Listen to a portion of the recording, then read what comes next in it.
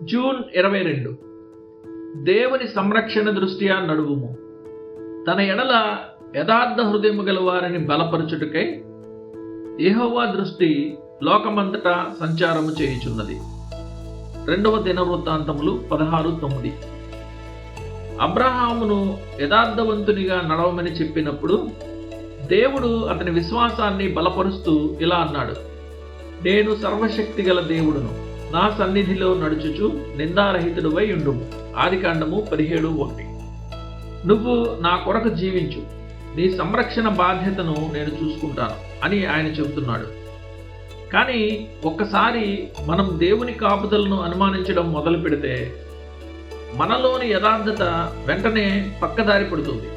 ఎందుకంటే వేషధారణ అనేది దేవునిపై నమ్మకం లేకపోవడం వెనుకే దాగి ఉంటుంది.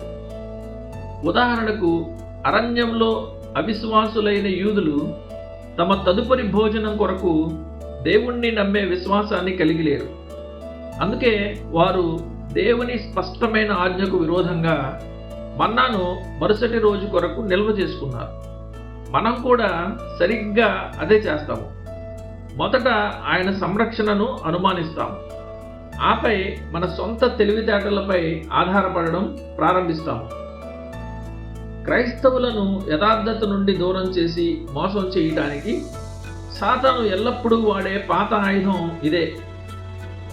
వాడు యోబు భార్య ద్వారా దేవుని దూషించి మరణము కమ్ము అని యోబును ఎత్తిపొడిచాడు. యోబు 2:9. ఆమె మాటలు చేదైన అపనమ్మకంతో నిండి ఉన్నాయి. దేవుడు నివసించడానికి నీ యథార్థత అనే కోటను నువ్వు ఇంకా ఎందుకు పట్టుకుని ఉన్నావు?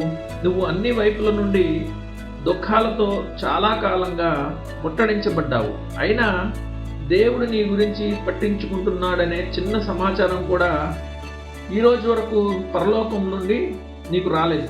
అలాంటప్పుడు నువ్వు ఆయన్ని శపించి చావకూడదా? రాళ్లను రొట్టెలుగా మార్చుకోమని దేవుని కుమారుణ్ణి శోధించినప్పుడు యేసు కూడా సాతాను యొక్క సరిగ్గా ఇదే కుయుక్తిని ఎదుర్కొన్నాడు.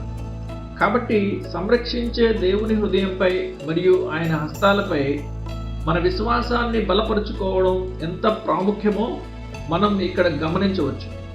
తన ప్రజల హృదయాల నుండి సమస్త సందేహాలను, భయాలను దూరం చేయడానికి దేవుడు అంతటి సమృద్ధి అయిన ఏర్పాట్లను చేయడానికి కారణం ఇదే. దేవుడు తన వాగ్దానాలను సురక్షితమైన ఓడరేవుల వలె ఉంచాడు. కనుక జీవితంలో తుఫానులు రేగినా లేదా శత్రువు మనల్ని చీకటి రాత్రుల్లో వెంటాడినా మనం ఆ వాగ్దానాలనే రేవులో ఆశ్రయం పొంది సంపూర్ణమైన కాపుదల యొక్క ఆదరణను రుచి చూడవచ్చు. తన ఎడల యథార్థ హృదయము గల వారిని బలపరచుటకై యెహోవా కనుదృష్టి లోకమందంతటా సంచారం చేయుచున్నది. 2వ దినవృత్తాంతములు 16:9. మనల్ని కనిపెట్టడానికి దేవుడు ఇతరుల సహాయంపై ఆధారపడడు. ఆయన సొంత కన్నులే ఆ పనిని నిరంతరం చేస్తాయి. ఒక తల్లి తన బిడ్డను ఎంత జాగ్రత్తగా సంరక్షిస్తుందో ఆయన కూడా మనల్ని అంతే ప్రేమతో కనిపెట్టుకొని ఉంటాడు.